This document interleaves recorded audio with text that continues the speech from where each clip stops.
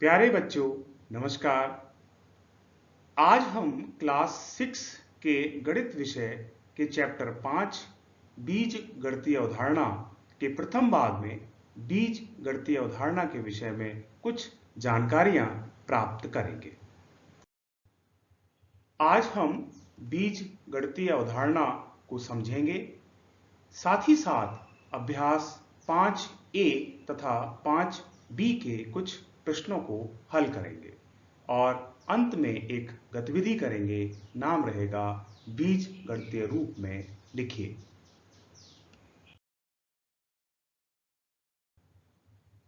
हम बीज गणितीय अवधारणा को समझते हैं। बीज गणित अंकगणित का ही व्यापक रूप होता है, अर्थात बीज गणित में अंकगणित निहित होता है। हम देख सकते हैं एक व्यंजक को, यह 7 + x, यहां पर 7 अंक है और x एक वेरिएबल है। इस व्यंजक को हम कहेंगे बीजगणितीय व्यंजक। आइए बीज गणित की विशेषताओं को समझते हैं। बीज गणित में संख्याओं के स्थान पर अक्षरों का प्रयोग किया जाता है। हम यहां पर A, B, C, X, Y, Z, अ, ब, क, ख, ग इस प्रकार से अक्षरों को हम अंकों के रूप में, संख्याओं के रूप में व्यक्त करते हैं। और बीजगणित में अक्षरों के प्रयोग से हम नियमों और सूत्रों को व्यापक रूप में लिखते हैं। जैसे उदाहरण के तौर पर हमने एक सूत्र लिखा SI = PTR/100। यहां पर हम देख सकते हैं कि SI यानी साधारण ब्याज बराबर होगा P यानी मूलधन, प्रिंसिपल, T यानी टाइम, समय, R यानी रेट, दर बटे 100। इस प्रकार से हम अक्षरों के प्रयोग से सूत्रों को व्यापक रूप में लिख सकते हैं बीजगणित के माध्यम से। बीजगणित की एक और रोचक विशेषता होती है, बीजगणित से हम पहेलियों और दैनिक जीवन से संबंधित अनेक समस्याओं का हल करने में अनेक प्रभावशाली साधन विकसित कर सकते हैं। अब इसको एक पहेली के माध्यम से समझते हैं। दो पेड़ हैं, दोनों पेड़ों पर कुछ चिड़ियाओं के समूह बैठे हैं। पहेली में कहा गया कि जब A समूह B समूह से कहता है कि यदि तुम में से एक चिड़िया हमारे समूह में आ जाए तब हम दोनों बराबर बराबर हो जाएंगे। दूसरी कंडीशन में कहा गया कि नहीं, B समूह ने कहा कि A समूह से कि एक चिड़िया आप में से हमारे पास आ जाए तब हम दोनों में जो संबंध होगा वह होगा कि हम आपसे 2 गुने हो जाएंगे। आइए अब इसको बीजगणित से समझते हैं। हमने दोनों समूहों को x तथा y हमने मान लिया। अब हमने पहला केस देखा। पहला केस में कहा गया कि एक कम हो जाए और एक अधिक हो जाएगा, तब हम कह सकते हैं x - 1 = y + 1। अब संख्या बराबर है। हमने इसको हल किया तो हमने कहा x = y + 2। दूसरी कंडीशन समझते हैं। जब कहा गया कि हम 2 गुने हो जाते हैं तो हमने कहा कि भाई x में जब दूसरे समूह से एक संख्या चिड़िया की आ गई तब हो गया x + 1, और दूसरे समूह से एक चिड़िया चूंकि निकल गई तब वह हो गया y - 1, और वह हो गया 2 गुना। इसलिए हमने कहा x + 1 = 2 गुणा y - 1। इसको हल करते हैं तो हमें x की वैल्यू मिल जाती है 2y - 3। अब हम इन दोनों को सॉल्व करते हैं, समीकरण 1 को और समीकरण 2 को। तो हम देखते हैं कि y का मान हमें 5 प्राप्त होता है और y का मान हम किसी भी एक समीकरण में रखने से x का मान प्राप्त कर लेते हैं, वह है 7। अब हम इसको समझ सकते हैं कि समूह A में 5 चिड़ियाएं हैं और समूह 2 में 7 चिड़ियां हैं।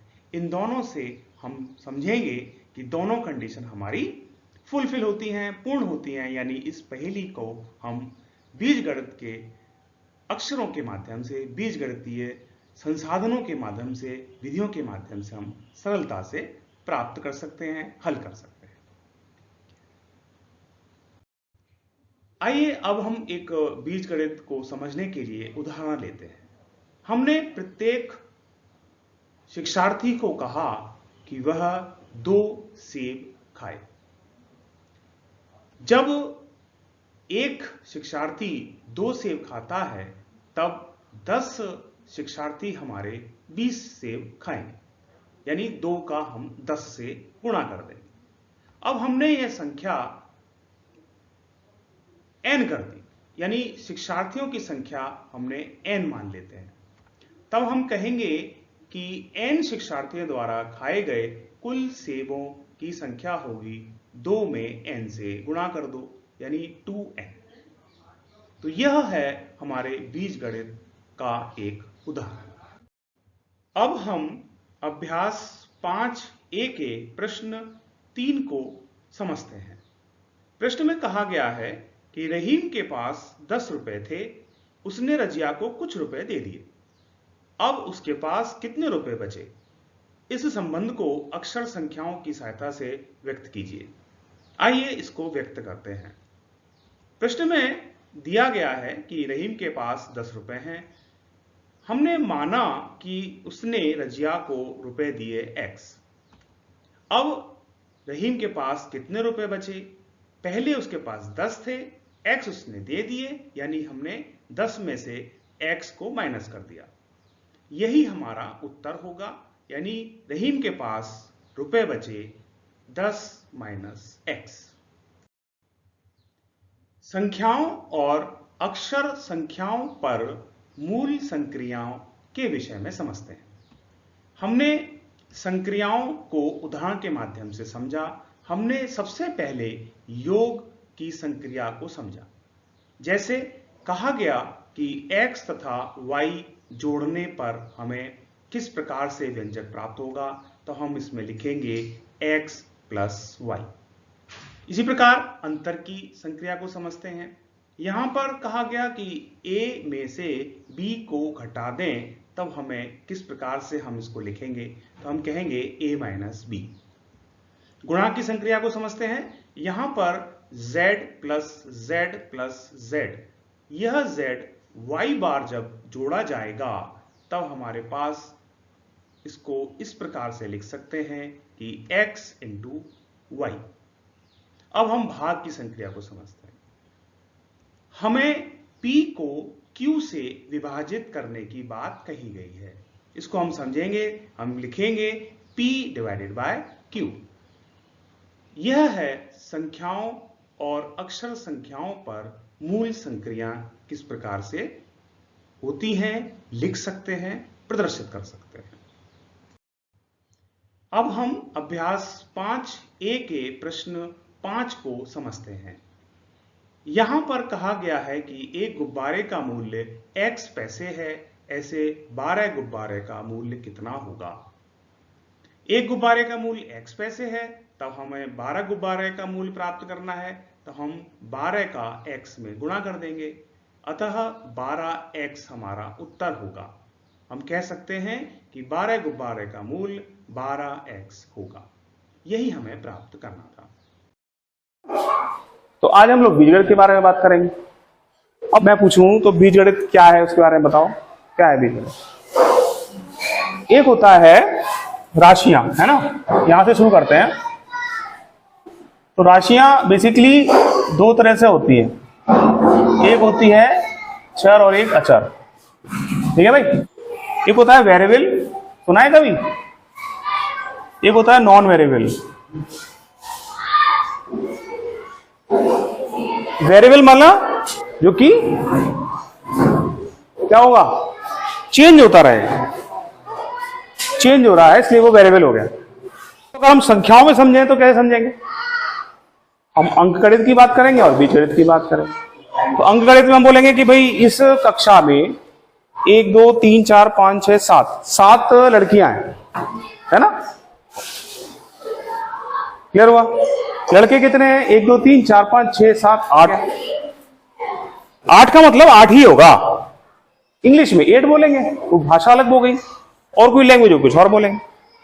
अब मैं बोलूं कि इस कक्षा में x छात्र हैं, मैंने बोला इस कक्षा में x छात्र हैं, मैंने बोला इस कक्षा में y छात्र हैं, लड़के हैं, तो जो x और y है, क्योंकि ये बदलता रहेगा, x को जो हम कहेंगे कि भाई x का मतलब 5, तो मतलब हो गया कि 5 छात्र हो गए। y का मतलब मान लो हमने बोला 12, तो उसका मतलब हो गया कि 12 है। क्लियर है? जहां जहां स्थितियां होंगी वहां पर ये क्या होगा, x और y बदलते रहेंगे, इनके मान बदलते रहेंगे, है ना? जैसी क्वेश्चन डिमांड होगी, जैसा उसका उत्तर होगा, वो हमारा। अब एक जनरल बात मैंने कहा कि भाई आप हमको एक सूचना दो। सूचना कैसे दो? कि रोजाना छात्र कितने उपस्थित होते हैं। तो हमने एक सेंटेंस लिखवा दिया, दिनांक हमने y कर दिया, सपोज दिनांक y में x छात्र उपस्थित होते हैं। अब मैंने बोला y की जगह पे ऐसा करो 14 तारीख डाल दो, तो क्या होगा, 14 दिनांक 14 को, और मैंने x में क्या बोला 28 कर दिया, तो क्या हो गया, दिनांक 14 को 28 छात्र उपस्थित हैं। हो गया? तो ये जो x और y आ जाता है, या क आ जाए, ख आ जाए, या र आ जाए, ऐसे को हिंदी के जितने भी वर्णमाला है ना, अ ब स द क ख, ऐसे इंग्लिश का ABCD जो भी, तो अगर ये किसी संख्या में जुड़ जाए तो वो बीजगणित हो जाएगा। क्लियर हुआ? यानी बीजगणित में अंक गणित भी जुड़ा हुआ होता है। हुआ ना? देखो मैंने आपसे कहा कि भाई 7 है, मैंने बोला 7 प्लस x है, तो ये जो संख्या है ये क्या कहलाएगी, बीजगणितीय संख्या कहलाएगी। क्लियर हुआ? ये जो केवल 7 है ये क्या कहलाएगा, अंक गणित की संख्या कहलाएगी, भाई अंक है केवल। अब चूंकि इसमें x जुड़ गया, कोई वेरिएबल जुड़ गया, या फिर ऐसा हो जाए कि 7x हो जाए, ठीक है, या फिर ऐसा हो जाए कि 7x स्क्वायर हो जाए प्लस 5 हो जाए, व्हाटएवर, तो ये सब क्या कहलाएगा, बीजगणित। क्यों? क्योंकि इसमें वेरिएबल जुड़ा हुआ। वेरिएबल मतलब कोई इंग्लिश का संख्या, या ये x क्या है, इंग्लिश का है। अब मैंने बोला मान लीजिए 7 का, इसको हम लोग ऐसे भी लिख सकते हैं, जैसे हम लोग डिवाइड करते हैं ना, डिवाइड बाई क, ये भी प्रश्न बनता है। जैसे हम लोग पढ़ते हैं ना 7 डिवाइड बाई 2, तो इस तरीके से इस तरह के इसके प्रश्न बनते हैं। ठीक है? अध्याय 5 है, उसका पहली एक्सरसाइज है, इसका पहला प्रश्न पढ़ो।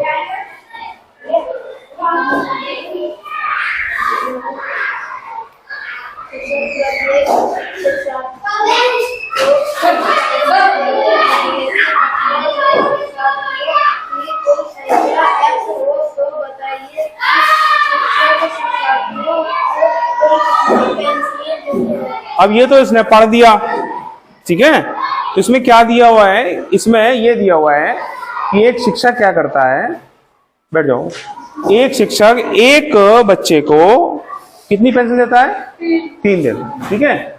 यानी छात्र को जो पेंसिल मिल रही है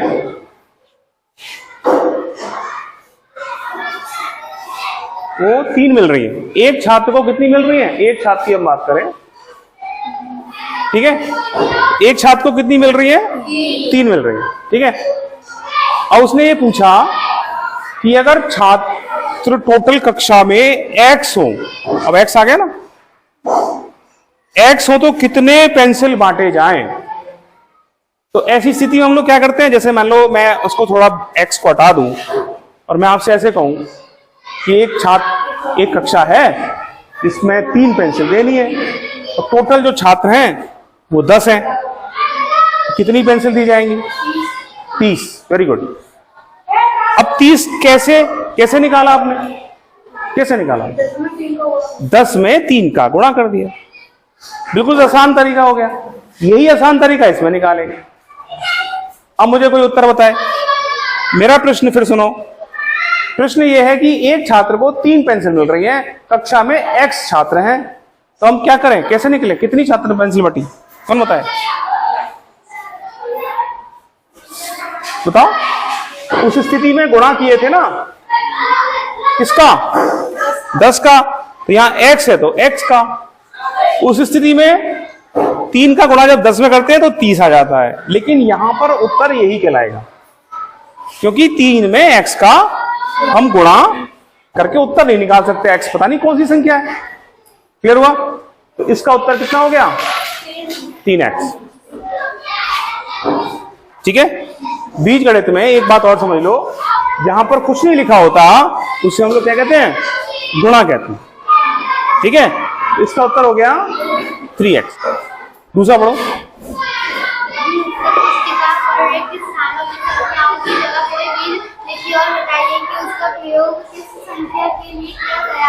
वेरी गुड। ठीक है, तो इसमें कुछ संख्याओं की बात की गई है और आपको ये बताना है कि वो संख्या कौन सी है। एक पहेली के तौर पे भी समझ सकते हो उसको। पढ़ेंगे, इसमें इन्होंने बॉक्स लिख दिया है ना, प्लस बोलो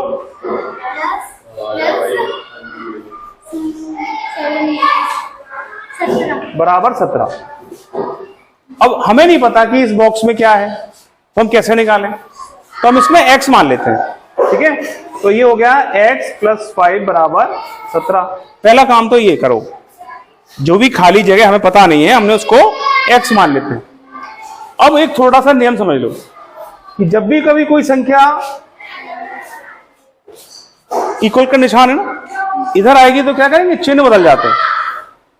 अगर ये प्लस का है तो यहां जाएगा तो क्या हो जाएगा, माइनस का हो। मान के चलो x -5 होता, इधर जाएगा तो वो प्लस का हो जाता। क्लियर है?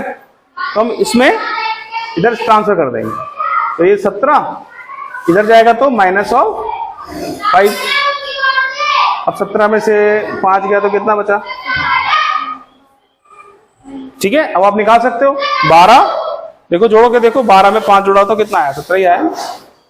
ठीक है, अब एक सवाल मैं आपको दे रहा हूं एग्जाम्पल के तौर पे, उसे करना। ठीक है, आपको इस बॉक्स में जो संख्या है वो बतानी है।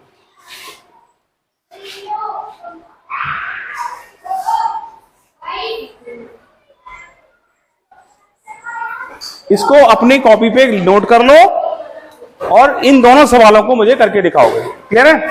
चलिए आइए अब हम एक गतिविधि करते हैं, नाम है बीज गणितीय रूप में लिखिए।